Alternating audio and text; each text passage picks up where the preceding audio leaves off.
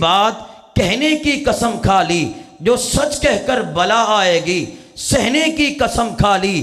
ادھر بے دین ہے کوشاں کہ باطل کا تسلط ہو، ادھر بے دین ہے کوشاں کہ باطل کا تسلط ہو، ادھر ہم نے بھی حق کے ساتھ رہنے کی قسم کھا لی۔ کرے گا مصطفیٰ کے بعد جو دعویٰ نبوت کا، کرے گا مصطفیٰ کے بعد جو دعویٰ نبوت کا، ہر ایسے شخص کو دجال کہنے کی قسم کھا لی۔ حق بات کا اظہار ہر حال کریں گے، منبر نہیں ہوگا تو سردار کریں گے۔ ہم کل بھی سردار صداقت کی امی تھے، ہم آج بھی انکار حقیقت نہ کریں گے۔ انہی جذبوں کے ساتھ آج کس محفل کے روح رواں کو خوبصورت عمدہ خطیب کو دعوت دے رہا ہوں۔ اس عزم کے ساتھ میرے آقا پہ جو پہنچے وہ سلام اچھا ہے، کہہ دو بے شک۔ میرے آقا پہ جو پہنچے وہ سلام اچھا ہے، جس میں ہو نام محمد وہ کلام اچھا ہے، جس میں ہو نام محمد وہ کلام اچھا ہے۔ در محبوب پہ خم کر کے سر تسلیم و رضا، یہ مقامات محبت میں مقام اچھا ہے۔ حامد و محمود محبت کی قسم، ایک سے ایک بڑھ کے میرے شاہ کا نام اچھا ہے، ایک سے ایک بڑھ کے میرے شاہ کا نام اچھا ہے۔ شوکت کیسر و کسرا کو ہم کیا سمجھیں، بادشاہوں سے محمد کا غلام اچھا ہے، بادشاہوں سے محمد کا غلام اچھا ہے۔ میں دعویٰ دے رہا ہوں، ہم تو صدیوں سے چلے آئے ہیں، الفت کے سفیر، ہم نے جذبوں کو لطافت کو قبا بخشی ہے، ہم نے الجھے ہوئے مفہوم کی گرہیں کھولی، ہم نے گفتار کو رفتار سبا بخشی ہے، ہم نے ہر منبر و محراب کو رنائی دی، ہم نے لیلائے خطابت کو ہنا بخشی ہے۔ جب بھی نادان اڑاتے رہے اس فن کا مذاق، ہم نے اس جرم اذیت کی سزا بخشی ہے۔ میں دعوت دے رہا ہوں، آج کی اس محفل کے روح رواں ہو، سخن کے شور سے کچھ کٹ کے بات کرتے ہیں، سخن کے شور سے کچھ کٹ کے بات کرتے ہیں، روایتوں سے ذرا ہٹ کے بات کرتے ہیں، ذکر آل محمد کو رٹ رٹ کے بات کرتے ہیں، اصحاب پیغمبر کے نوکر ہیں، خدا کا شکر ہے ڈٹ کے بات کرتے ہیں۔ میں دعوت دے رہا ہوں، تشریف لاتے ہیں یادگار اسلاف، حق و صداقت کی نشانی، ترجمان اہل و سنت حضرت مولانا علامہ مفتی عبد الواحد قریشی صاحب دامت برکاتہم العالیہ، آپ کے سامنے اپنے خیالات کا اظہار فرماتے ہیں۔ محبوب العلماء جناب محترم حضرت مولانا مفتی عبد الواحد قریشی صاحب۔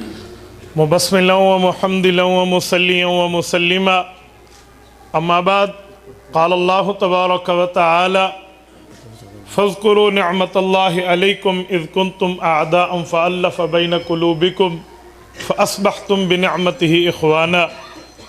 عن انس بن مالک رضی اللہ تعالی عنہ قال قال رسول اللہ صلی اللہ علیہ وسلم لا يؤمن احدکم حتی اکون احب الیہ من والدہ وولدہ والناس اجمعین۔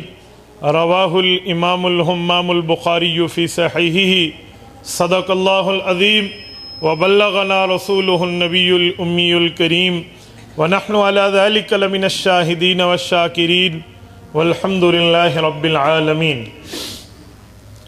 رشتہ نہ ہو قائم جو محمد سے وفا کا، صلی اللہ علیہ وسلم، رشتہ نہ ہو قائم جو محمد سے وفا کا، پھر جینا بھی برباد ہے مرنا بھی اکارت۔ معزز دوستو، رسول اللہ صلی اللہ علیہ وآلہ وسلم کی سیرت کے حوالے سے آپ اور ہم جمع ہیں۔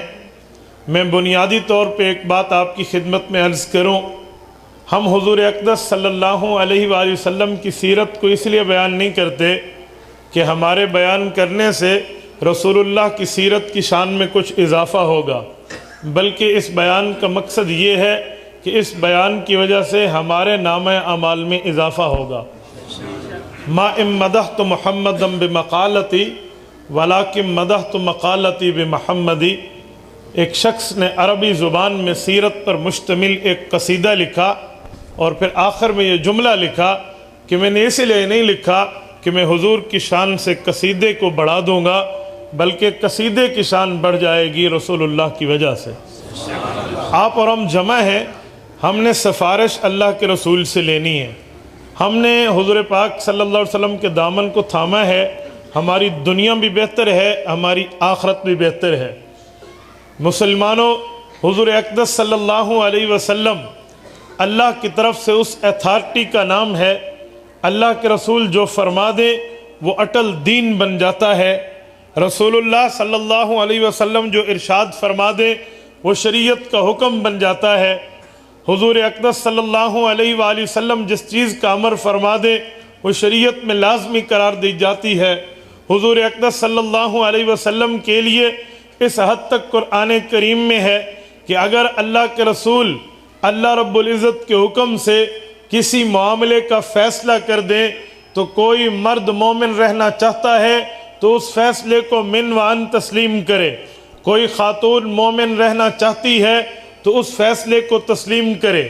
اگر حضور علیہ السلام کے فیصلے سے تھوڑا سا بھی انحراف کسی مرد یا کسی خاتون نے کیا تو مومن اور مومنہ نہیں رہ سکتی۔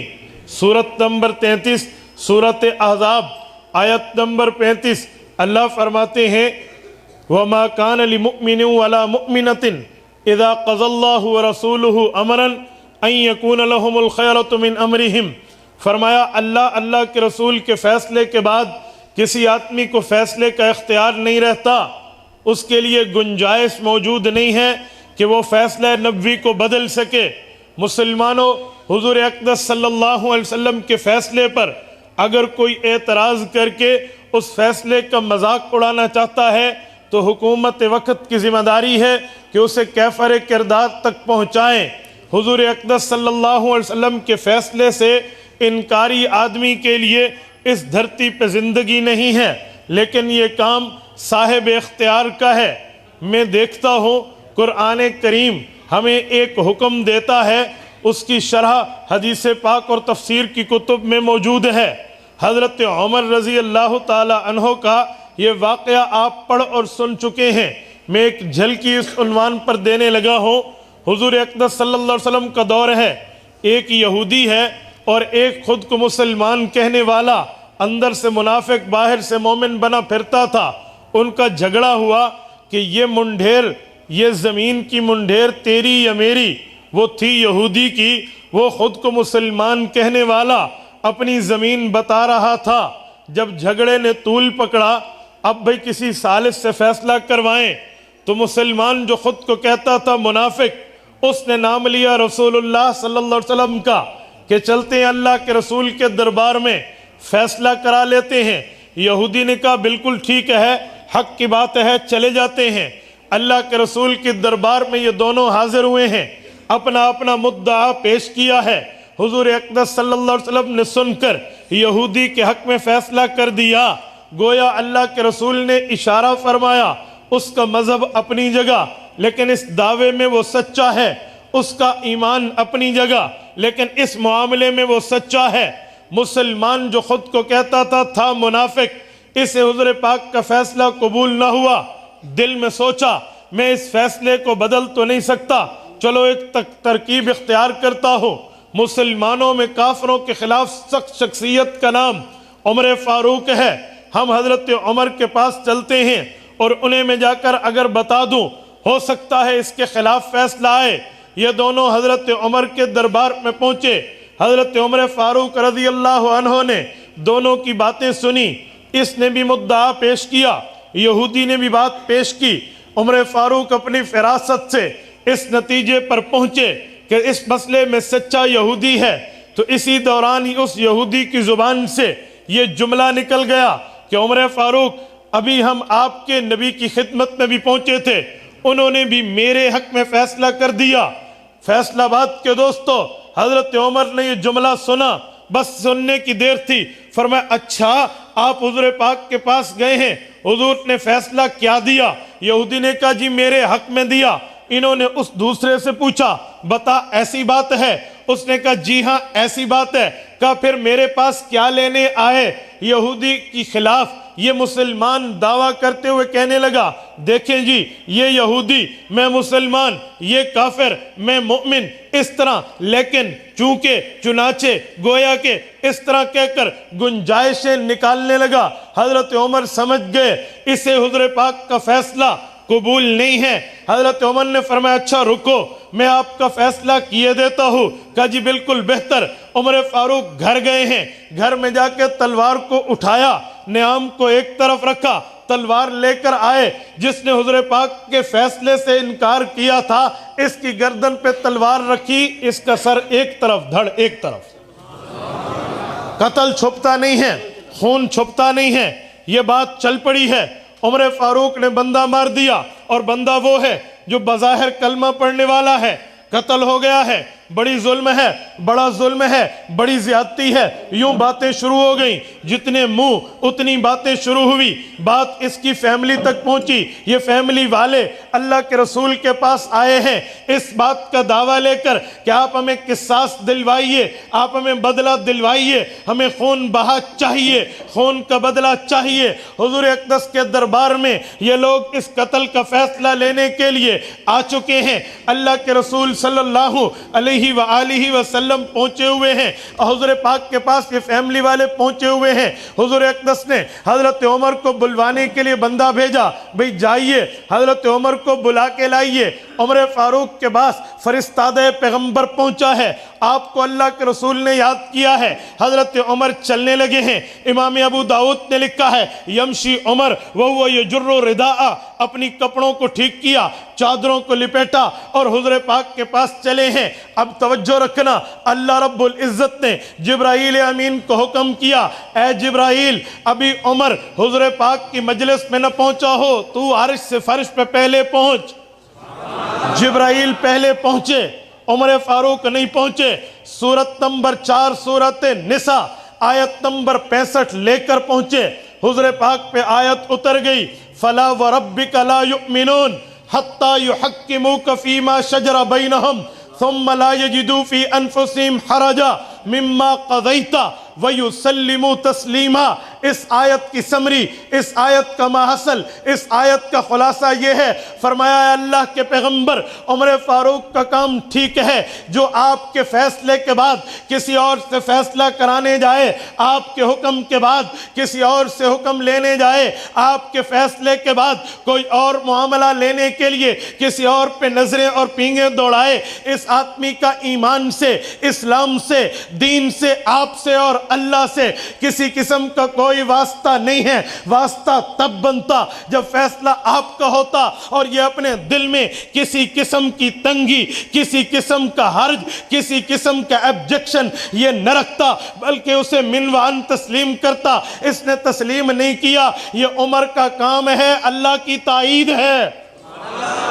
عمر فاروق پہنچے، راستے میں سوچتے پہنچے، آؤں گا تو یہ دلیل دوں گا، آؤں گا تو یہ بات بتاؤں گا، یہ حجت پیش کروں گا، میں عرض کروں گا اللہ کے رسول میں نے اسے مارا اسی لیے ہے، یہ ہوا تھا، یہ ہوا تھا۔ عمر یہ باتیں لے کر پہنچے، اللہ کے رسول کے پاس آئے، حضور پاک ہنستے چہرے سے ملے، کہا عمر جو کام تو نے فرش پر کیا ہے اللہ نے عرش سے تائید بھیج دی ہے۔ حضور پاک علیہ السلام کا فیصلہ اس حد تک مبارک، اس حد تک مقدس، اس حد تک اٹل حقیقت ہے کہ اللہ رب العزت اسے اپنا فیصلہ قرار دیتے ہیں۔ آپ تھوڑا آگے چلیے، میں ایک بات مزید پیش کرتا ہوں۔ سورۃ حشر آیت نمبر 7 پارہ نمبر 28 اٹھائیے، اللہ فرماتے ہیں وَمَا آتَاكُمُ الرَّسُولُ فَخُذُوهُ وَمَا نَهَاكُمْ عَنْهُ فَانْتَهُوا۔ پیغمبر کا مقام یہ ہے، رسول اللہ صلی اللہ علیہ وسلم کی حیثیت، مرتبہ، ویلیو یہ ہے، حضور پاک کسی چیز کا اگر حکم فرما دیں اس کو ماننا مومن کا ایمان ہے، کسی چیز سے منع فرما دیں اسے چھوڑنا مومن کا ایمان ہے۔ یہ اللہ کے قرآن کی آیت، اللہ کے قرآن کا حکم، رسول اللہ کی شان، رسول اللہ کا مرتبہ، امام الانبیاء کا مقام ایسا ہے، اور کیوں نہ ہو، پیغمبر کا درجہ اتنا بڑا درجہ ہے، کائنات میں تمام اولیاء، اتقیاء، اصفیاء، حتیٰ کہ انبیاء بھی مل جائیں، رسول اللہ صلی اللہ علیہ وسلم کی شان کا، حضور کے مرتبے کا، حضور کے مقام کا، حضور کی ویلیو کا کوئی مقابلہ نہیں ہو سکتا۔ آپ جانتے ہیں جب معراج کی رات بیت المقدس میں اللہ کے رسول صلی اللہ علیہ وسلم نے انبیاء کرام کو نماز پڑھائی تھی، آپ بخوبی جانتے ہیں جب امام نماز پڑھائے اور نماز کے اندر امام مسلم پلے پر موجود ہو تو وہ امام ہوتا ہے جو آدمی سب سے آگے ہو. نہ امام کے آگے کوئی ہوتا ہے نہ امام کے برابر کوئی ہوتا ہے. تو پتہ چلا حضور پاک کا رتبہ یہ ہے. حضور پاک کے مقابلے میں انبیاء کرام میں آگے تو آگے برابر بھی کوئی نہیں. یہ حضور پاک کا مرتبہ ہے, یہ حیثیت ہے. اس حیثیت پہ اللہ کے رسول صلی اللہ علیہ وسلم آپ کے اور ہمارے پیغمبر ہیں. حضور پاک علیہ السلام کے فرامین کو ماننا آپ کے اور میرے ایمان کا حصہ ہے. نعرہ تکبیر, عظمت مصطفیٰ, مقام مصطفیٰ, شان مصطفیٰ, تاج تخت ختم نبوت. حضور پاک علیہ السلام کی حیثیت اور مرتبے پر میں بات کر رہا تھا. نہ حضور پاک کے برابر کوئی ہے نہ حضور پاک کے آگے کوئی ہے. یہ مصلی امامت ایک بار نہیں, انبیاء کو مصلی امامت حضور پاک نے جو کرایا ہے, یعنی انبیاء کی امامت کرائیے ایک بار نہیں 2 بار ہے. ملا علی قاری رحمت اللہ علیہ مرقات شرح مشکات کی جلد نمبر 10 میں باب المعراج کے اندر ان 2 نمازوں کا ذکر فرماتے ہیں. فرمایا انبیاء کرام کو اللہ کے رسول نے معراج کی رات 1 نہیں 2 نمازیں پڑھائیں. ایک آسمانی سفر شروع کرتے وقت نماز پڑھائی, یہ صلاۃ استقبالیہ تھی, سب جمع ہوئے ہیں. اور اس کے بعد جب حضور معراج کا سفر کر کے واپس تشریف لائے, کہا انبیاء کرام کو پھر بلایا گیا. یہ الوداعی نماز تھی, حضور نے دوسری بار پڑھائی ہے. وَصَلَّ بِهِمْ صَلَاةَ مُؤَدِّئٍ فَأَخَّرَ. ملا علی قاری فرماتے ہیں یہ دوسری بار الوداعی نماز پڑھائی گئی ہے, اور یہ اس معاملے تک آگے پہنچے ہیں. ہمارے استاد ذی المکرم متکلم اسلام مولانا محمد الیاس گمن دامت برکاتہم اپنی ایک گفتگو میں ایک بات ارشاد فرما رہے تھے کہ جب ہم یہ بات کرتے ہیں کہ نہ حضور کے برابر کوئی ہے نہ حضور پاک کے آگے کوئی ہے, تو ایک شخص مجھے کہنے لگا, انہوں نے کہا جی یہ کیسی بات ہے, آپ کہتے ہیں حضور پاک کا رتبہ سب انبیاء سے بڑھ کے. ہمیں ایک اشکال ہے, ہمیں ایک سوال ہے, اس سوال کا تسلی بخش جواب چاہیے. سوال یہ ہے, حضور پاک علیہ السلام جب معراج پر جانے لگے, حضور پاک کے قلب اطہر کو چاک کیا گیا, شک کے صدر کیا گیا, اللہ کے رسول کے سینہ مبارک سے دل اقدس کو نکالا گیا, اور پانی زمزم سے آب زمزم سے دھو کر دوبارہ سینہ اقدس میں رکھ دیا گیا ہے. اور پھر معراج کا سفر ہوا, حضور پاک کے دل کو جس پانی سے دھویا اس کا نام زمزم ہے, اور یہ پانی زمزم نکلا اسماعیل علیہ السلام کی ایڑیوں کی حرکت سے ہے. اگر بڑا رتبہ حضور کا ہوتا تو حضور کے پاؤں کا پانی ہوتا, اسماعیل علیہ السلام کے دل پہ لگتا, لیکن ہم یوں نہیں دیکھتے. اسماعیل علیہ السلام کے پاؤں کا پانی ہے, حضور کے دل پہ لگا ہے. اس سے سمجھ آتا ہے کہ درجہ تو اسماعیل علیہ السلام کا بڑا ہے. اب یہ سوال آئے تو اس سوال کا جواب چاہیے. لِكُلِّ سَوَالٍ جَوَابٌ, ہر سوال کا جواب ہوتا ہے. بعض اوقات سوال کا جواب دیں, یہ سوال کا جواب ہوتا ہے. بعض اوقات سوال پر سوال کریں, اس میں چھپا ہوا ہڈن آنسر, چھپا ہوا جواب ہوتا ہے, اس سے بندہ بخوبی سمجھ جاتا ہے. حضرت استاد جی نے فرمایا ایک سوال میں کرتا ہوں, آپ جواب مجھے اس کا دیجئے, آپ کے سوال کا جواب میرے ذمے. میرا سوال یہ ہے, والد محترم امام مسجد نہیں ہے, بیٹا امام ہے, حافظ ہے, عالم ہے, قاری ہے, مجود ہے, بہترین گفتگو بہترین قرات کرنے والا ہے.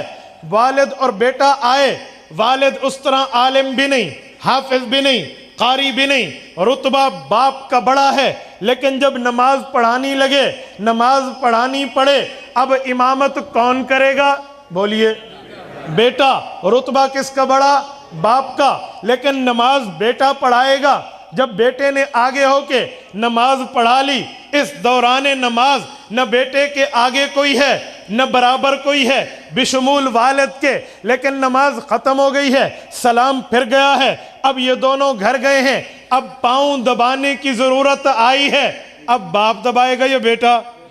کیوں بیٹا؟ یہ تو امام تھا, نہ اس کے آگے کوئی تھا نہ اس کے برابر کوئی تھا. اب بیٹا کیوں پاؤں دبا رہا ہے؟ ہر بندہ کہے گا تصویر کا ایک رخ نہیں دیکھنا چاہیے، تصویر کے دونوں رخوں سے بات بنتی ہے. جب دو رخ دیکھیں گے پھر جا کر مسئلہ کھل کے سامنے آئے گا، حقیقت نکھر کے سامنے آئے گی. اگر مسئلہ علمیت کا ہو، مسئلہ حفظ کا ہو، مسئلہ قرات کا ہو، مسئلہ جو ہے نا کیا کہتے ہیں علم کا ہو، تو پھر بیٹا آگے ہوگا. کیوں؟ یہ عالم بھی ہے، حافظ بھی ہے، قاری بھی ہے، تو امامت اس کا حق ہے. لیکن جب گھر گئے ہیں، اب پاؤں دبانے کی، اب خدمت کی ضرورت پڑی ہے. بیٹا حافظ ہو تب، عالم ہو تب، قاری ہو تب، لیکن اپنے والد کا خادم ہوا کرتا ہے. فرمایا اگر اس چیز کو دیکھیں گے تو اس سوال کا جواب سامنے آ جائے گا کہ اسماعیل علیہ السلام کے پاؤں کا پانی حضور پاک کے دل پہ کیوں لگا ہے. بھئی حیثیتیں دو ہیں، تصویر کے دونوں رخ دیکھیں. حضرت ابراہیم علیہ السلام نے دعا کی ربنا وبعث فیہم رسولا، اللہ میری اولاد میں یہاں پیغمبر علیہ السلام کو بھیج دے. اللہ نے اسماعیل علیہ السلام اور ابراہیم علیہ السلام کے دوسرے بیٹے اسحاق، اسماعیل و اسحاق دو بیٹے دیے ہیں. اسحاق علیہ السلام کی نسل سے 70,000 بنی اسرائیل کے انبیاء آئے ہیں، اور حضرت اسماعیل علیہ السلام کی نسل سے اکیلے تنے تنہا امام الانبیاء علیہ التحیت والتسلیم تشریف لائے ہیں. حضور پاک کچھ بھی بڑے ہوں لیکن اولاد ابراہیم میں ہے، اولاد اسماعیل میں ہے. علماء نے لکھا ہے تقریباً 21 یا 22 واسطوں سے حضرت ابراہیم کے ساتھ رسول اللہ صلی اللہ علیہ وسلم کا رشتہ نسبیت قائم ہے. خود ہماری سیرت کی کتابوں میں جتنے تک پڑھنے کا حکم ہے میں اتنا پڑھ دیتا ہوں. حضور پاک کے نسب پڑھنے کے اندر بھی برکتیں ہیں. وہ فرماتے ہیں اگر حضور کا جو نسب دیکھیں تو والدین اور داداؤں میں نام حضرت اسماعیل کی اولاد میں امام عدنان کا آتا ہے. علماء نے لکھا ہے محمد بن عبداللہ بن ہاشم بن عبد المطلب، محمد بن عبداللہ بن عبد المطلب بن ہاشم بن عبد مناف بن قصی بن کلاب بن مرہ بن کعب بن لوئی بن فہر بن مالک بن نظر بن کنانہ بن خزیمہ بن مدرکہ بن الیاس بن مزر بن نزار بن مات بن عدنان. یہ چلتے چلتے بن اسماعیل علیہ السلام تک پہنچتا ہے. اگر رشتہ اولاد کا دیکھیں حضرت اسماعیل والد ہیں، حضور پاک بیٹے ہیں. اگر والد کے پاؤں کا پانی بیٹے کے دل پہ لگے تو کوئی بےزتی کی بات نہیں ہے، کوئی توہین کی بات نہیں ہے، عزت کی بات ہے. لیکن اگر رشتہ مقام کا دیکھیں، مرتبے کا دیکھیں، حیثیت کا دیکھیں، علم کا دیکھیں، ویلیو دیکھیں تو حضور کی زیادہ ہے. حضور آگے ہیں، امام بنے ہیں، اسماعیل پیچھے ہیں، مقتدی بنے ہیں. اس جگہ پہ نہ حضور کے آگے کوئی ہے نہ برابر کوئی. اس سے سمجھ آیا کہ بات پوری دیکھنی چاہیے. بعض اوقات لوگ سچ بولتے ہیں لیکن آدھا سچ بولتے ہیں. آدھا سچ بولنا میرے دوستو پورے جھوٹ بولنے سے زیادہ خطرناک ہوتا ہے. آدھا سچ بولنا پورے جھوٹ بولنے سے زیادہ خطرناک ہوتے ہیں. میرا یہ عنوان ہوتا ہے نا کہ آدھا سچ پورے جھوٹ سے کیسے خطرناک ہے. میں اس پہ دلائل کے انبار آپ کے سامنے لگاتا کہ آدھا سچ بول کے بات ختم کر دی جاتی ہے. انہی مثالوں میں ایک مثال یہ بھی ہے کہ یہاں بھی آدھا سچ بول دیا جاتا ہے. اور ہمارا آج حال یہ ہے، میں بعض اوقات اللہ کی قسم حیران ہو جاتا ہوں. یہ کچھ دنوں پہلے ہماری قومی اسمبلی ہال کے اندر ایک خاتون کھڑی ہو کر گفتگو کر رہی ہیں. ممبر ہیں، ممبر نیشنل اسمبلی، ایم این اے کی حیثیت سے، کہ حضور علیہ السلام بھی تو بنی اسرائیل میں سے تھے. اللہ اکبر. میں حیران ہوں کیسی تعلیم ہے، کیسی ایجوکیشن ہے، کیسے آپ کو ایجوکیٹ کر کے انہوں نے ممبر بنا دیا نیشنل اسمبلی کا. اسرائیل یہ دو لفظ پر مشتمل ہے، اسرا اور ایک ایل. ایل کا معنی بندہ اور اسرا معنی خدا، خدا کا بندہ. یہ عبداللہ صفت حضرت یعقوب کی ہے. یعقوب بیٹے حضرت اسحاق کے ہیں، اسحاق بیٹے حضرت ابراہیم کے ہیں. تو بنی اسرائیل کا معنی بنی یعقوب ہے. ان میں 70,000 نبی آئے ہیں، ان میں حضور نہیں ہیں. حضور بنی اسرائیل نہیں ہے، بنی اسماعیل ہیں. بنی اسرائیل ہونا اور ہے، بنی اسماعیل ہونا اور ہے. میں بعض اوقات حیران ہو جاتا ہوں کہ یار پتہ نہیں ہم یہودیت کی ان کو تسلیم کرنے کی لالچ میں اس حد تک آگے بڑھ جاتے ہیں کہ اپنے نبی کے لیے بھی یہ جملہ کہہ دیتے ہیں. اور پھر درود پاک پڑھ کے انہوں نے کہی، انہوں نے کہ سنیں اللہم صلی علی محمد و آل محمد ہم پڑھتے ہیں تو آل محمد، اور اس کے بعد آل ابراہیم پڑھتے ہیں تو آل ابراہیم تو بنی اسرائیلی ہیں. میں نے کہا سبحان اللہ، بہت آگے چلی گئی ہیں آپ درود پاک پر پہنچ گئی ہیں۔ ذرا آپ نماز کے قیام میں دیکھیے غیر المغضوب علیہم ولا الضالین کو دیکھیے، اور اگر آپ نے کبھی بھولے سے پڑھ لیا ہو تو ترجمہ بھی سمجھ لیجئے کہ غیر المغضوب علیہم ولا الضالین کیا ہے۔ ہر نماز میں ہم کہتے ہیں غیر المغضوب علیہم ولا الضالین، اور عشاء کے وطروں میں کہتے ہیں وَنَخْلَوْ وَنَتْرُكُ مَن يَفْجُرُكُ، ان دونوں لفظوں کو ملاؤ تو مطلب بنتا ہے غیر المغضوب علیہم ولا الضالین، اللہ ہمیں جن پر تیرا غضب نازل ہوا ان کے راستے پہ نہ چلا، جو گمراہ ہوئے ان کے راستے پہ نہ چلا۔ ایک دعا یہ مانگتے ہیں، اور رات کو سوتے وقت وطر میں دعائے قنوت کے اندر وعدہ کرتے ہیں وَنَخْلَوْ وَنَتْرُكُ مَن يَفْجُرُكُ، اللہ جو تیرا نافرمان ہے، جو تیری نافرمانی کرے، میں اس سے جدا ہوتا ہوں، اسے چھوڑتا ہوں۔ یہ وعدہ کرتے ہیں۔ یہ کون ہے؟ یہ غیر المغضوب علیہم ولا الضالین کون ہے؟ میں کسی عالم، کسی حافظ، کسی محدث، کسی فقیہ، کسی مفسر، کسی عام امام کی بات پیش نہیں کر رہا۔ امام الانبیاء علیہم السلام کے شاگرد رشید حضرت عبداللہ ابن عباس رضی اللہ عنہما نے یہی سوال حضرت رسول اللہ سے کیا تھا، اے اللہ کے رسول، آپ نے ہمیں سکھایا ہر نماز میں ہم سورۃ فاتحہ پڑھ رہے، ہر رکعت میں جب اکیلے پڑھتے سورۃ فاتحہ پڑھ رہے ہیں یا امام پڑھے تو وہ پڑھ رہا ہوتا ہے غیر المغضوب علیہم ولا الضالین، تو یہ کون لوگ ہیں جن سے پناہ مانگتے ہیں؟ کھولیے جامع ترمذی جلد نمبر 2 کھولیے، ابواب التفسیر کھولیے، اس آیت کے تحت سورۃ فاتحہ کی تفسیر میں موجود ہے۔ حضور پاک نے فرمایا جن پر اللہ کا غضب نازل ہوا یہ یہودی ہیں جو گمراہ ہوئے، یہ عیسائی ہیں، ہر نماز میں مانگتے ہیں اللہ ہمیں یہودیوں کا راستہ بھی نہ دکھا، عیسائیوں کا راستہ بھی نہ دکھا۔ اور یہاں یہودیت کی اتنی دلداری ہو رہی ہے کہ حضور علیہ الصلوۃ والسلام بھی تو بنی اسرائیلی ہیں، انا للہ و انا الیہ راجعون۔ یہ نقض ہمیں نہیں کرنا چاہیے تو کسے کرنا چاہیے؟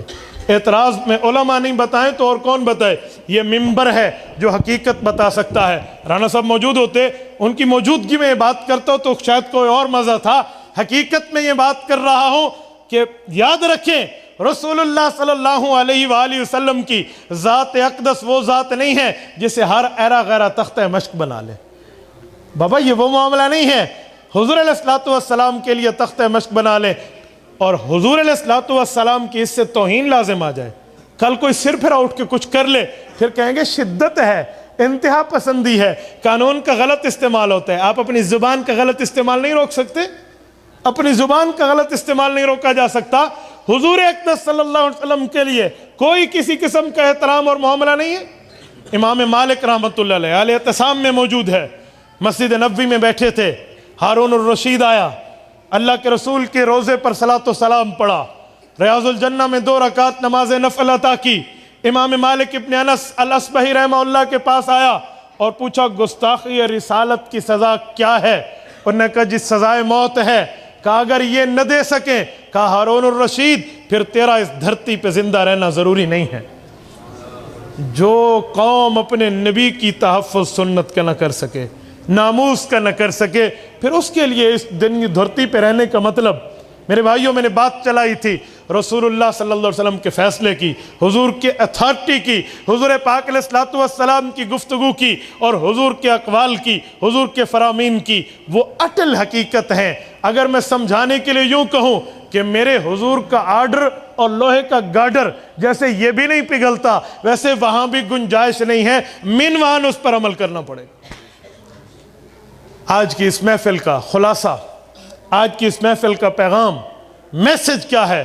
میسج یہ ہے کہ صرف کانوں کے چسکے کے لیے ہم نہ سنیں، واہ جی بڑا بندہ بلایا سی، واہ واہ کر دیتا ہے، گفتگو بڑی اچھی کیتی ہے، یوں نہیں ہونا چاہیے۔ یوں ہونا چاہیے کہ جب میں یہاں آیا تھا اس وقت میری کیفیت کیا تھی، اب جا رہا ہوں میں نے کتنا حضور سے وفاداری کا عہد کیا ہے، یہ ہونا چاہیے۔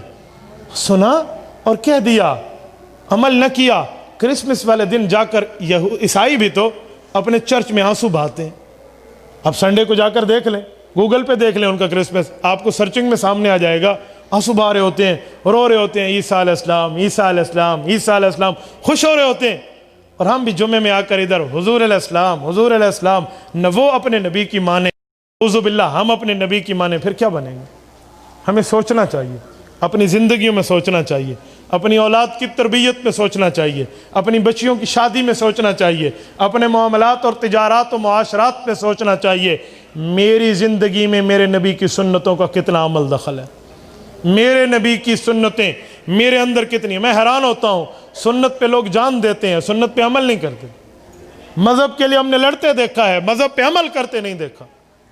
جب کوئی کہے آپ اس سنت پہ عمل کر لیں، جی آپ پہ ویکھی ویسی، ہم دیکھ لیں گے جی ہو جائے گا۔ میں نے کہا پتہ نہیں، حیرانگی کا مقام ہے، کوئی آپ کو کہہ دے آپ کو کینسر ہے تو آپ چیک کرائے بغیر ماہر سے رہتے نہیں ہیں، یار کہیں ہو نہیں، چلو تسلی ہو گئی ہے۔ اگلا بندہ آپ کو کہہ رہا ہے حضور کی نافرمانیاں ہماری زندگی میں، گناہ ہماری زندگی میں، ہم اس کا کوئی علاج نہیں کرتے۔ اکثر طور پہ خطابت لوگ اس لیے سننے آتے ہیں کہ مولوی جی نے یوں کر کے ہمیں خطابت کے جوہر دکھانے ہیں، بھئی یوں ہوا اور یوں ہوا۔ میں آپ کی خدمت میں اس لیے نہیں کھڑا ہوا کہ میں آپ سے اپنا سکہ منوا کر جاؤں۔ کوئی بندہ دنیا میں کسی کو مان بھی لے تو کیا ہوگا؟ کیا ہوگا؟ سوالات کے جوابات جو فرشتوں کو دینے ہیں وہ اس تقریر کی بنیاد پہ تو نہیں ملنے، وہ تو عمل کی بنیاد پہ ملنے ہیں۔ آپ کا اور ہمارا ایمان نہیں ہے کہ حضرت فاطمہ جنت کی مالکن ہے؟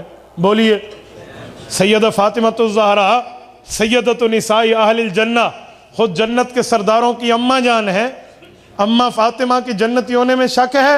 ابو داؤد میں حضور فرماتے ہیں اعملی یا فاطمہ، فاطمہ اس گمنڈ پہ نہ رہنا کہ تم میری بیٹی ہے، عمل کرنا، قبر میں عمل چلے گا۔ یہ حضرت فاطمہ رضی اللہ تعالی عنہ جن کا جنازہ رات کو اٹھتا ہے، جن کے بالوں کی چمک پر بھی جو ہے نا سورج کی بھی نظر نہیں ہے، اس جیسی مقدس معمبر مطہرہ خاتون، اس کو اللہ کے رسول یہ ارشاد فرما رہے ہیں عمل کی بات، عمل کی بات، عمل کی بات۔ اور ہمارے ہاں صرف زبانی دعوے، زبانی دعوے، زبانی دعوے۔ بھائی حضور آئے ہیں، خوشی ہے۔ میں نے کہا خوشی دو قسم کی ہے۔ اگر کسی کے گھر میں بزرگ آ جائے، بڑا آ جائے، وہ بڑے بھی خوش ہوتے ہیں ایک بزرگ آ گیا، چھوٹے بھی خوش ہوتے ہیں گھر میں کوئی آ گیا۔ بڑے کی خوشی کیا ہے؟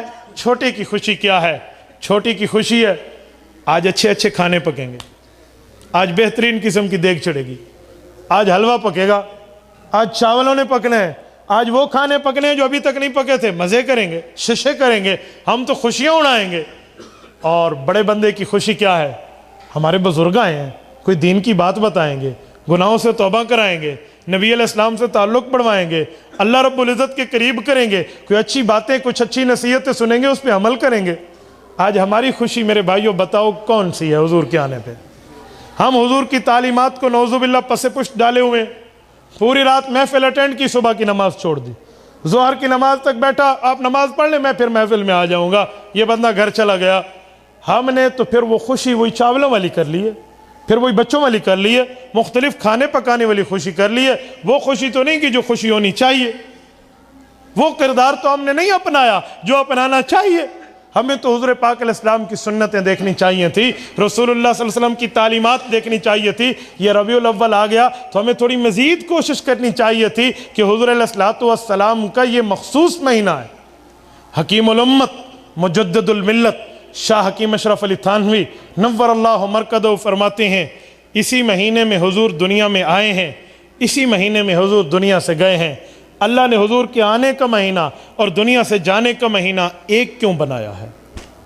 ایک کیوں بنایا ہے؟ فرماتے ہیں اللہ نے جو میرے دل میں الہام کیا ہے، یہ خطبات حکیم الامت جلد نمبر 5 خطبات بلاد النبی اٹھائیے، صفحہ 268 پہ لکھتے ہیں، فرمایا جو اللہ نے میرے دل پہ القاء کیا ہے کہ اللہ نے ایک ایک چیز حضور کو چن کے دی ہے۔ دنیا میں حضور کا عرب قبیلہ دیا ہے، عجم نہیں دیا کہ عرب بڑا ہے۔ پھر عرب میں اللہ کے رسول صلی اللہ علیہ وسلم کو اللہ نے بنو ہاشم میں پیدا کیا ہے جن کی سخاوت مشہور ہے۔ پھر بنو ہاشم تو حجاز میں بہت سی جگہ رہتے تھے، لیکن مکہ میں پیدا کیا جس کا معنی بکا ہے، دوسروں پر غالب آنے والا۔ حضور علیہ السلام تو دوسروں پر غالب آتے ہیں۔ پھر اللہ نے قوم قریش دیا ہے، قریش کا معنی بہادر قبیلے والا۔ پھر اللہ نے حضور علیہ السلام کو ایک ایک چیز میں چنا ہے۔ تو وفات اور پیدائش کے لیے ایک جگہ کیوں چنی، ایک عرصہ کیوں چنا، ایک زمانہ کیوں چنا؟ وجہ فرماتے ہیں اس کی وجہ، تو فرمایا اس کی وجہ اللہ کے رسول کی ایک حدیث ہے جس میں حضور علیہ السلام نے ہمیں اشارہ فرمایا ہے خیر الامور اوسطھا، فرمایا نہ کبھی افراط کرو نہ تفریط کرو، نہ حد سے گزرو نہ حد سے اترو، راہ اعتدال پہ رہو۔ اللہ نے وفات بھی اسی دن دی ہے، پیدائش بھی اسی دن کرائی ہے، تاکہ پتہ چلے نہ ہم پیدائش کی خوشی میں عیدوں کی طرح اچھلنے لگے، نہ وفات کی غم میں ہم رونا شروع کر دیں۔ برابری کا درجہ، حضرت تھانوی کا لفظ ہے نہ یوم الحزن بنائیں نہ یوم العید بنائیں، ہمیں برابری رکھنی چاہیے، کچھ سوچنا تو چاہیے، ایک بندہ مجھے کہنے لگا رسول اللہ کوئی فوت ہوئے ہیں، روئے تو وہ جس کا کوئی مر گیا ہو۔ میں نے کہا اللہ کے بندے، حضور علیہ السلام فوت ہوئے ہیں، حضور قبر میں زندہ ہیں، اس آیات کا کون منکر ہے؟ یہ تو ہم سب آپ کا اور ہمارا عقیدہ نہیں ہے آیات النبی کا۔ بولیے حضور علیہ السلام قبر میں زندہ ہیں یا نہیں ہیں؟ ہاتھ کھڑا کر کے بتائیے نا، کھلی کھلی ہیں یا نہیں ہیں؟ تکبیر، عقیدہ حیات النبی، عقیدہ حیات النبی۔ ہم تو حیات النبی کے قائل ہیں، لیکن وہ حیات النبی قبر والی ملتی تب ہے جب دنیا میں وفات آئے، دنیا میں وفات آئے تب وہ زندگی ملتی ہے، دنیا میں وفات نہ آئے وہ زندگی ملے گی کیسے؟ ملے گی کیسے؟ تو وفات آئی ہے، یہ نہ کہو جس کا کوئی مر گیا ہو۔ ایک بندہ ایک دن مجھے کہنے لگا بھئی غم تو 3 دن ہوتا ہے۔ میں نے کہا جی ٹھیک ہے، خوشی کتنے دن ہوتی ہے؟ غم تو وفات کا 3 دن ہے، اور پیدائش کی خوشی کتنے دن ہوتی ہے؟ ہر سال پہ تو سالگرہ منا کے خوشی کرے گا، سالگرہ کا معنی 1 سال مزید گر گیا ہے، پھر کیا کرو گے؟ تو اسی لیے نہ خوشی میں آگے بڑھو نہ غمی میں آگے بڑھو، تعلیمات نبوی کو دیکھو، عمل کو دیکھو، اللہ کے رسول صلی اللہ علیہ وسلم ہمیں دے کر کیا گئے ہیں، حضور نے کن چیزوں کی طرف ہمیں متوجہ فرمایا ہے، ان معاملات کو دیکھیں گے، ہماری دنیا بھی بہتر ہے، ہماری آخرت بھی بہتر ہے۔ اور اللہ نہ کرے ہم صرف شادمانے بجاتے رہے اور ہم نے حضور کی تعلیمات پہ عمل نہیں کیا، تو علامہ اقبال کا وہ شعر سن لیجئے، عمل سے زندگی بنتی ہے جنت بھی جہنم بھی، عمل سے زندگی بنتی ہے جنت بھی جہنم بھی، یہ خاکی اپنی فطرت میں نہ نوری ہے نہ ناری۔ ہم نے اپنے لیے، حضرت ابراہیم علیہ السلام سے حضور علیہ السلام کی ملاقات ہوئی، فرمایا اے پیغمبر علیہ السلام اپنی امت کو جا کر کہنا ان الجنت قیعان، جنت ایک چٹیل میدان ہے۔ اچھا، فرمایا وہاں اگر آپ باغات لگانا چاہتے ہو، وہاں اپنی آبیاری کرنا چاہتے ہو، اپنے لیے محلات تعمیر کرنا چاہتے ہو، تو اللہ کا ذکر کرنا شروع کر دو، ایک ایک لفظ ذکر کے ہوں گے اور تمہارے لیے یہاں باغات اور محلات تعمیر ہوں گے۔ ہمیں تو یوں دیکھنا چاہیے، حق تھا ہمیں درود پاک کی کثرت کرنی چاہیے تھی، ہم لاکھوں کروڑوں درود اللہ کے رسول صلی اللہ علیہ وسلم کو بھیجتے، آج یہ چیزیں نہیں دیکھی جاتی، پڑھا ہی نہیں جاتا۔ میں اپنی زندگی میں آپ کی بات سامنے بات کر رہا ہوں اس اللہ کے گھر میں ٹھہر کے، رات ڈیرہ اسماعیل خان میں میں نے یہی بات کی ہے، میں نے کہا میں بندے آپ کو ہو تو پیش کر سکتا ہوں، ان بزرگوں نے مجھے منع کیا کہ ہمارا نام نہ لینا، جن کے ایک دن کا درود پاک 1 لاکھ سے 2 لاکھ کے درمیان ہے، خالی درود پاک مولانا صلی اللہ علیہ وسلم، یہ چھوٹے سے چھوٹا درود ہے، 1 لاکھ۔ اس دن میں اس بزرگ کی خدمت میں حاضر ہوا، 2:30 بج رہے تھے دن کے، مجھے کہنے لگے 1.25 لاکھ ہو گیا، بس 25,000 اور رہتے ہیں۔ شیخ الحدیث مولانا زکریہ کاندلوی رحمۃ اللہ علیہ، علماء دیوبند میں بلکہ اس دھرتی پہ سب سے پہلے شیخ الحدیث کا لقب پانے والے، کتب فضائل میں لکھتے ہیں کہ کچھ بزرگ ایسے تھے جو روٹی نہیں کھاتے تھے، پیٹ بھرنے کے لیے ستو پھانک کے پانی پی لیتے تھے تاکہ جو ٹائم بچے نا لقمہ چبانے میں، اس میں بھی اللہ کا ذکر کر لو۔ وہ تو یوں درود پڑھتے، وہ تو یوں اللہ کا ذکر کرتے۔ اس طرح پہ ہمارے حضرات نے جو ہے نا کیا کہتے ہیں، محنتیں کر کے آج ہمیں یہ دین کی میراث پہنچائی ہے، اور آج ہم اس میراث کو گواہ بیٹھے، ہم کہاں تک تھے اور اب کہاں پہنچ چکے ہیں۔ علامہ اقبال نے بانگ درا میں اسی کی طرف اشارہ کیا ہے کہ گواہ دی وہ ہم نے میراث جو اسلاف سے پائی تھی، تو سریا نے زمین پر آسمان سے ہم کو دے مارا۔ ہم کہاں سے کہاں پہنچ گئے، ہم جو ہے نا عروج سے زوال پر پہنچ چکے ہیں۔ اس کی وجہ یہی ہے، ہم نے تعلیمات کو چھوڑ دیا ہے، ہم نے حضور علیہ الصلوۃ والسلام کی تعلیمات کو اپنانا چھوڑ دیا ہے۔ میرے بھائیوں، میلاد منانے کا نہیں ہے، اپنانے کا ہے۔ حضور علیہ الصلوۃ والسلام آئے ہیں، بھئی آ گئے ہیں، کس لیے آئے ہیں یہ بتائیں۔ جس لیے آئے ہیں اس کو ہم اپنی زندگی میں لے کر آئیں، اپنے معاملات میں لے کر آئیں۔ اپنی اس دن میں ایک جگہ گیا تو ایک گھر والے سے گھر لے کے بھی حضرت میرے لیے دعا کریں، ہم گھر میں پہنچے تو اس کے بچے کو کہا مولوی صاحب سے ہاتھ ملاؤ، وہ مجھ سے ہاتھ ملانے آئے، یوں الٹا کر کے آئے، کیا حال ہے، الٹا ہاتھ۔ میں نے کہا بیٹا سیدھا ہاتھ ملاتے ہیں۔ اچھا، پھر ابو کو دیکھو پھر سیدھا ہاتھ ملا، بچہ ہے نا اسے پتہ نہیں ہے۔ ہم نے یہ سکھایا اپنی اولاد کو، یہ تعلیم دی ہے۔ جنہیں سلام کا طریقہ ہی نہ آئے, شیک ہینڈ جیسے معلوم نہ ہو. اور میں نہیں کہتا شاید اس نے نہ سکھایا ہو, فلموں میں جو دیکھتے ہیں نا, یہ ہندوؤں کا طرز ہے, وہ الٹے ہاتھ سے ہاتھ ملاتے ہیں. آپ نے نہ پڑھو, میں تو ڈائجسٹ پڑھتا ہوں نا, میں تو پوری سیریز پڑھتا ہوں, مجھے تو ان معاملات پر گہری نظر ہے. یہ الٹا ہاتھ ملاتے ہیں. یہ سارک کانفرنس میں اٹل بہاری واجپئی الٹا ہاتھ ملا رہا تھا, گوگل پر موجود ہے. تو ہم نے وہاں سے سنا اور پھر اپنی زندگی میں لے کر آئے, اور ہم نے کوئی نہیں دیکھا ہمارے بچوں کا ایمان برباد ہو رہا ہے, تربیت خراب ہو رہی ہے, کچھ نہیں دیکھا. اور پھر کل جب بچہ نافرمانی کی زمرے پہ اتر کے ماں باپ کا دل دکھائے گا, اجی مولوی جی کوئی صلوات پڑھیے, کوئی وظیفہ دس دیو, میری اولاد میرا کہنا نہیں مانتی, اور بھئی یہ ہو گیا ہے وہ ہو گیا. آپ نے دیکھا اپنی اولاد کے آپ کے ساتھ کیا کیا ہے؟ حدیث پاک میں ہے, بچہ بڑا ہو لفظ اللہ بول لے, موت آئے تو لفظ اللہ منہ سے نکلے, فرمایا درمیان کے گناہوں کا کفارہ بن جایا کرتا ہے. اور آج ہمارا بچہ بڑا ہوتا ہے, پہلے گالی سیکھتا ہے, پھر گانے سیکھتا ہے, پھر کیا سیکھتا ہے, پھر کیا سیکھتا ہے. چھوٹی عمر سے ماں اور باپ کو چاہیے. حضرت فاطمہ رضی اللہ عنہ کے نام سنتے ہیں نا ہم لوگ, حضرت فاطمہ رضی اللہ عنہ دودھ پلاتے وقت حضرت حسن اور حسین کو قرآن کی آیات کی تلاوت کیا کرتی تھی, تو بیٹے حسن اور حسین بنے ہیں. اور ہماری ماؤں کے ہاتھ میں ریموٹ ہے, یہ چینل لگاؤ اور وہ چینل لگاؤ, اور فیڈنگ ہو رہی ہے, بچہ دودھ پی رہا ہے. آپ مجھے بتائیں بچے کی تربیت کیا ہوگی؟ علماء نے لکھا ہے وضو کر کے, باوضو حالت میں عورت بچے کو دودھ پلائے. وضو نہیں کر سکتی, کسی وجہ سے مجبور ہے, تو تیمم کر کے عورت اپنے بچے کو دودھ پلائے. حضور علیہ الصلوۃ والسلام کے صحابہ میں اگر کوئی شہید ہو جاتا اور اچھا کارنامہ سر انجام دیتا تو ان کی مائیں روتی نہیں تھی, تو ماں کہتی تھی وَلِهَذَا الْيَوْمِ أَرْضَعْتُهُ, آج کا دن دیکھنے کے لیے میں نے اس بچے کو دودھ پلایا تھا. وہ بھی مائیں تھیں. آج ہم نے کیا تربیت دی؟ اور یہ صرف گلہ اپنی ازواج پہ نہ کرنا, اپنی اہلیہ پہ نہ کرنا, خود ہم مرد بھی تو دیکھیں نا. میں نمونہ بنوں گا تو میری گھر والی نمونہ بنے گی. اسے کہو جی شاباش نماز پڑھا کر, بچوں کو دین کی تعلیم دیا کر, اور میں اللہ جی کے حوالے. یہ کیا بن گیا؟ پہلے مجھے بدلنا پڑے گا, خود کو تبدیل. میرا بچہ 9 ماہ کا تھا, میں نے اور میری اہلیہ نے طے کر لیا کہ اسے اٹھائیں گے لفظ اللہ کہیں گے, بٹھائیں گے لفظ اللہ کہیں گے, بچپن سے. ایک دن تو کہہ لے. 9 مہینے کا بچہ بولتا ہے یا نہیں بولتا؟ یہ بڑوں سے پوچھو, بہت کم بولتا ہے. 9 ماہ کا بچہ تھا اور اس نے اللہ اللہ کہنا شروع کر دیا. آپ کبھی یوٹیوب پہ سرچ کر کے دیکھ لیں, 9 ماہ کا بچہ ہے میرا, اس کی ویڈیو ہے, مستقل اللہ اللہ کہہ رہا تھا. اور جب اس نے کہا تو پھر میں نے ہاتھ اٹھائے, میں نے کہا اللہ یہ میں کہلوا پایا ہوں, وفات کے وقت تو کہلوا دینا. کر تو سکے, کون کہتے نہیں کر سکتا. میری دوسری بیٹی ہم نے, وہ بھی بولتی ہے اللہ اللہ اس عمر میں. تھوڑی سی محنت کریں, آگ لگاؤ گانوں کو. خدا کی قسم جب شادی ہو جائے, اولاد ہو جائے, پھر ماں باپ کو اپنے طور و اطوار طریقے بدلنے پڑیں گے. یہ میں ایسے نہیں کہہ رہا کہیں آپ سمجھنا پتہ نہیں مولوی صاحب ایسی باتیں کر کے جا رہا ہے, پتہ نہیں یہ اس کو کیا تجربہ ہے. اللہ کے فضل سے میری 10ویں بیٹی ابھی کچھ دنوں پہلے پیدا ہوئی ہے. میری 2 شادیاں اور تیسری تیار ہے. 10 بچوں کا میں باپ ٹھہرا ہوں آپ کے سامنے. میری کالی داڑھی پر قیاس نہ کرنا, میری عمر پہ قیاس نہ کرنا. میں آپ کو تھیوریاں نہیں دے رہا, پریکٹیکل لائف بتا رہا ہوں جو میری عملی زندگی ہے. یہ میں تجربے کی بنیاد پہ, مجھے کئی گھروں جانا ہوتا ہے.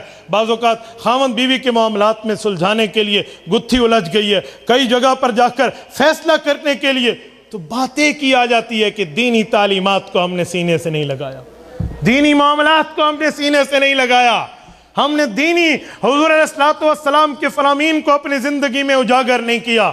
بس پھر لڑائیاں شروع ہو گئیں. خاوند کو بیوی نے چھوٹی سی کوئی بات کر دی ہے, اور یہاں خاوند اس بات کو دل پہ لے کے کیا سے کیا کر گیا. میں نے ایک بہت بڑے عالم دین سے ایک بات سنی ہے, انہوں نے کہا بیوی کی کڑوی کوڑی باتوں کے اوپر صبر کر لینا, اس کے اوپر بھی اللہ اجر عطا فرماتے ہیں کہ گھر میں لڑائی نہ پڑے. اور بیویوں کو چاہیے وہ خاوند کے احترام میں 2 باتیں سن لیں, اس سے تو ہمارے گھر بنتے ہیں. ورنہ میں بات کروں نا, اللہ کے گھر میں ٹھہرا ہوں, دل کانپ جاتا ہے. روزانہ کی بنیاد پہ 1 سے لے کر 8 تک, 1 سے لے کر 6 تک کے فتوے ہم صرف طلاق کے حل کرتے ہیں. یہ میں صرف اپنے سٹی کی بات کر رہا ہوں. 6 5 اس دن میں ڈی جی خان کے سفر پہ نکلنے لگا تو ایک دوست فتویٰ لے کر آئے کہ آپ پڑھیں, اگر ٹھیک ہے تو اس پر مہر لگا دیں. میں نے پڑھا تو فتویٰ ٹھیک تھا, میں مہر لگا کے سائن کرنے لگا, میری آنکھ سے آنسو ٹپک پڑا. کہا خیر ہے؟ میں نے کہا جی کچھ نہیں, آپ لے جائیں. اسے کیا پتا, اس کا پہلا فتویٰ ہے, اور میرا 1 دن کا طلاق پہ دستخط والا 6ٹھا فتویٰ تھا. کیا اس لیے پڑھا تھا کہ جس چیز سے اللہ کا عرش ہل جائے اس چیز کے اوپر بندہ بھی مورے لگاتا پھرے؟ اس کی وجہ تعلیمات پیغمبر سے دوری ہے۔ میرے بھائیوں، ان علماء نے جو یہ محفل کا انعقاد کیا ہے، یہ آپ کے اور میرے کان کے چسکے کے لیے نہیں کیا، یہ اس کے لیے نہیں کیا، اللہ کی قسم صرف اس کے لیے کیا ہے کہ کل قیامت میں ہم اللہ سے اجر لینے والے بنیں اور اپنی زندگی کو حضور کے فرامین کے مطابق بنائیں گے، اللہ کے گھر میں ٹھہریں، اپنی زندگیوں کو بدلو گے، اولاد کو دینی تعلیم کی طرف متوجہ کرو گے تو ہماری دنیا بھی کامیاب ہے، ہماری آخرت بھی کامیاب ہے۔ وآخر دعوانا ان الحمدللہ رب العالمین۔